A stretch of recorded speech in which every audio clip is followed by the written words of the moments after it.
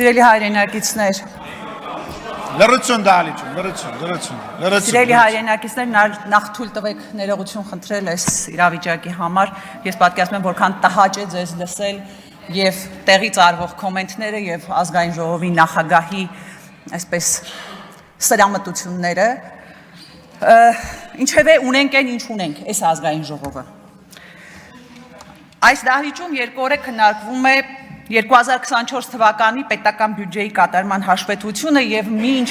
բյուջեի կատարողականի շրջանակներում այս դահլիճում հնչում են սպառնալիքներ, հոխորտանքներ, եկեղեցու, քաղաքական ուժերի, հանրային գործիչների, գործարարների, հեծի սովորական աշխատակիցների հանդեպ մեր շուրջ խորանում են աշխարհաքաղաքական ճգնաժամերը։ Ու այստեղ հարց է առաջանում, դուք ադեկվատ եք։ Հա սովորական շարքային քաղաքացու մոտ հարց է առաջանում, ադեկվատ եք։ Դուք իսկապես չեք տեսնում մեր կողքը ինչա կատարվում։ Դուք իսկապես չեք տեսնում ինչ զարգացումներ են։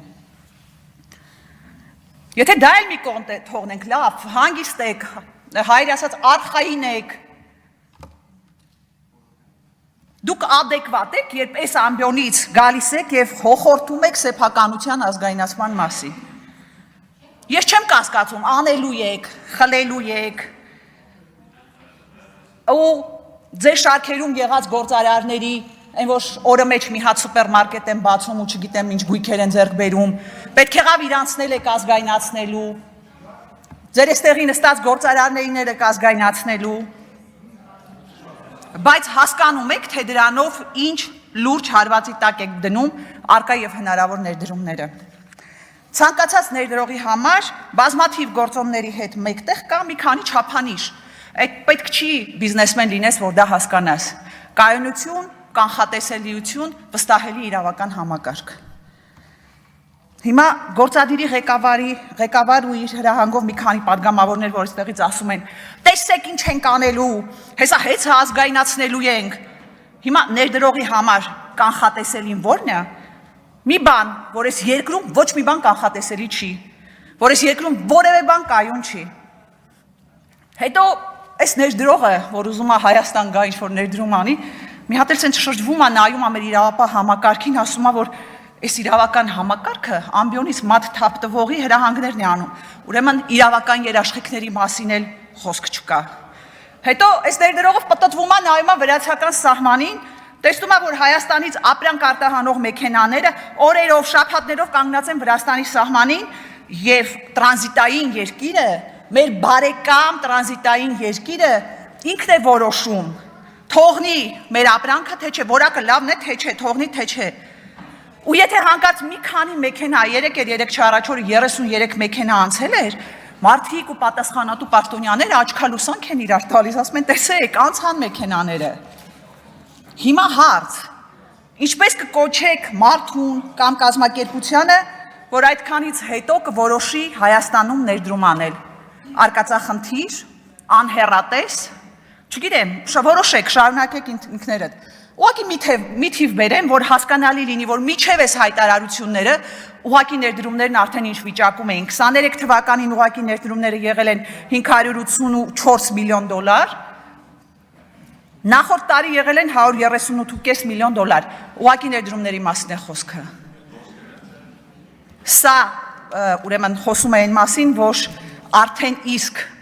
ներդրողները Հայաստանի Հանրապետության իշխանությունների հետ կապված անհանգստություններ ունեն քաղաքականության հետ կապված, սրանից հետո ես պատկերացնում եմ, թե ինչ է լինելու, բայց եթե սրան զուգահեռ այդ ներդրողը մի հատ էլ չալարի ու ուսումնասիրի գործադիրի ղեկավարի Facebook-յան էջը կհասկանա, որ երկրում ամեն ինչ այնքան անլուրջ է, որ աշխարհաքաղաքական լուրջ ճգնաժամի պայմաններում մեր իշխանությունները մոմը ձեռքներին կուսության հարց են որոշում։ Գալով գործադիրի ղեկավարի Facebook-յան գրառումներին։ Մի ժամանակ գոնե իրավական ոլորտին տիրապետող մի օգնական ունեիք, որ քննիչների փոխարեն որոշումներ էր գրում ու ձեռքի հետ էլ երևի թե իրավական ոլորտի խորհուրդներ էր տալիս։ Հիմա մի խելքը գլխին ու համարձակություն ունեցող օգնական չունեք, որ զգուշացնի, որ այդ գրառումները վաղը քրեական գործերի հիմք են դառնալու։ Կամ զգուշացնի, որ երկու օր անընդմեջ իրար հետևող քաղաքական հետապնդում իրականացնելու գրառումները առերևույթ գոնե քրեական օրենսգրքի 441 հոդվածի առիթ են։ Կամ մտածում եք այդ խեղճ քննիչների ու դատավորներին ինչ լուրջ փաստի առջև եք կանգնեցնում։ Ձեր անօրինական հրահանգների պատճառով այս մարդիկ օր ու գիշեր մտածում են ինչ հորինեն, որ կարողանան այսպես բերեն իրար կպցնեն ինչ-որ մի քրեական գործ։ Դուք հասկանում եք, որ անլրջացնում եք իրավական համակարգը։ Օրինակ Սամվել Կարապետյանի հանդեպ հարուցված աբսուրդի հասնող եւ իրավունքի հետ կապ չունեցող մեղադրանքը դրա ապացույցն է։ Մեր ձևերով մասնակցելու ենք եկեղեցու պաշտպանությանը։ Հա մենք էլ ենք մեր ձևերով մասնակցում եկեղեցու պաշտպանությանը։ Մի հատ քրեական գործել հարուցեք մեր մնացածի հանդեպ։ Ես հասկանում եմ, որ այս ամենը գործադիրի ղեկավարի միակ արձագանքն է մեր երկրի բարդագույն իրավիճակին, ուղիղ ցուցումով քրեական հետապնդումները հասկանալի է, որ ընդհանրապես մոտեցնելու են այս իշխանության տրամաբանական վախճանը, որովհետև այս ամենը հեռուն տանող ոչ իրավական process է, դա անհետևանք չի մնալու։ Հիմա ուզում եմ դիմել իրավապահներին։ Դուք որքան եք լուր, անձայն կատարելու անօրինական հրահանգները։ Ձեզ համար կարմիր գիծ կա։ Որն է այդ կարմիր գիծը։ Կամ եթե չկա, ասեք իմանանք, դա էլ է խաղի կանոն։ Եղել են երկրներ, որոնք այդ կանոնով առաջնորդվել են, բայց թե վերջում ինչ է եղել այդ երկրների իշխանությունների ու նրանց հլու հնազանդ ենթակաների հետ ինձանից լավ գիտեք։ Հիմա կասեք, ըստ շրջանառվող լուրերի, ԱԱԾ ղեկավարը փորձեց չենթարկվել ապօրինի հրահանգին եւ հեռացվեց աշխատանքին։ Ուրեմն իրավապահ համակարգի հարգելի ներկայացուցիչներ, հիշեք, որ որպես քաղաքացի եւ որպես իրավական ոլորտի մասնագետ դուք պաշտոնանկ եք արվել հենց այսօր կամ միգուցե 3 դրա նախորդ օրը, երբ լուր անձայն մասնակից եք դարձել ապօրինի հրահանգներին, մեր հայրենիքը, եկեղեցին, ազգային արժեքները կազմաքանդելու անպատիվ գործին։ Ավելի ճիշտ, դուք ինքնապաշտոնանկվել եք։